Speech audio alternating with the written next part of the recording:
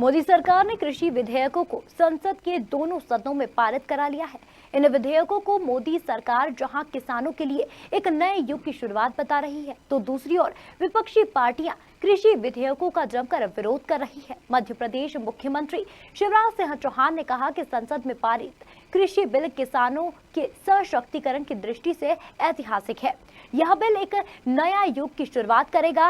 वहीं विपक्ष कांग्रेस का कहना है कि भाजपा की सरकार द्वारा बहुमत का दुरुपयोग करके कृषि विधेयक संसद में पास किया है। कांग्रेस कृषि बिल को काला कानून बताते हुए कहा कि ये बिल किसानों की अगली पीढ़ियों को गुलाम बना देगा। मैं प्रधानमंत्री जी को धन्यवाद देता हूं।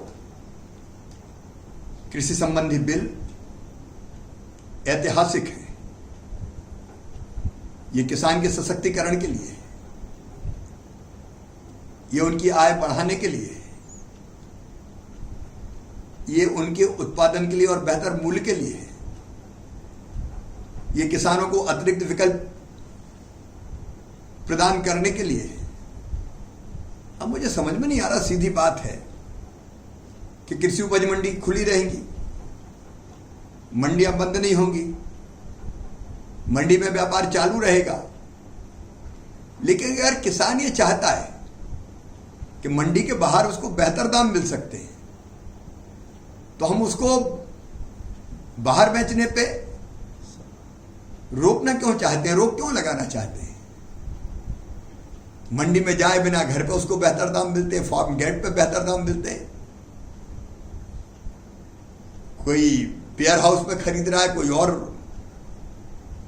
अपनी मंडी बना के खरीद रहा है और ठीक दाम दे रहा है, तो किसान को रोकना क्यों चाहते हैं?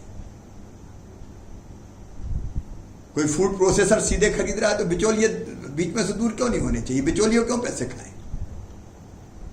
कोई एक्सपोर्टर अगर सीधे किसान से खरीद के एक्सपोर्ट कर रहा है तो इसमें आपत्ति क्या है? मुझे समझ में नहीं आता कि जो विधेयक किसान के हित में है,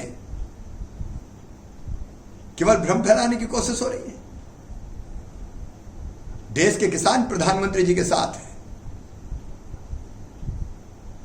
और ये जो भ्रम फैलाए जा रहे हैं, इसका पर्दाफाश किया जाएगा।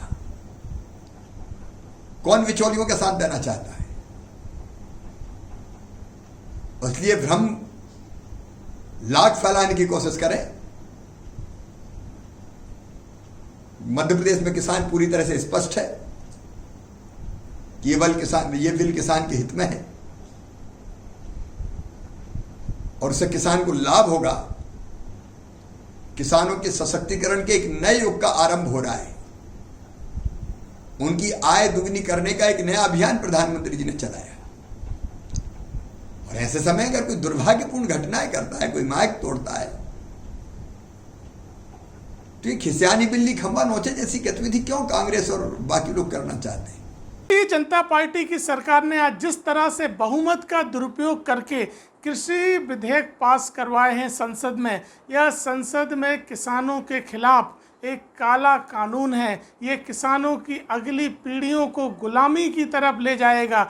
इससे न केवल समर्थन मूल्य मिलना बंद हो जाएगा, मंडी की व्यवस्था खत्म हो जाएगी। केवल बड़े बड़े पूंजीपति उद्योगपतियों को लाभ पहुंचाने के लिए यह कानून बनाया गया है, ताकि उद्योगपति कृषि क्षेत्र से लाभ कमा सकें, कृषि क्षेत्र को नियंत्रित कर सकें। इससे जनता और किसानों दोनों को भारी नुकसान होगा। किसानों को जहां इससे अपनी पैदावार का सही मूल्य नहीं मिलेगा, समर्थन मूल्य की व्यवस्था समाप्त हो जाएगी। वहीं जरूरी उत्पादों जैसे दलहन, आलू, प्याज को भी जरूरी उत्पादन की सीमा से हटा दिया गया है। उससे इनका भारी भंडारण करेंगे उद्योगपति और आम जनता को भी भारी कीमत चुकाना पड़ेगी। और साथ ही इस मामले में ये कहना कि इससे किसानों को बड़ा मार्केट मिलेगा, बड़ा व्यापार करने का रास्ता खुलेगा, यह केवल आंखों में धूल झोंकने वाली बात है। आज देश में 80% किसान 4-5 एकड़ से कम खेती के किसान हैं।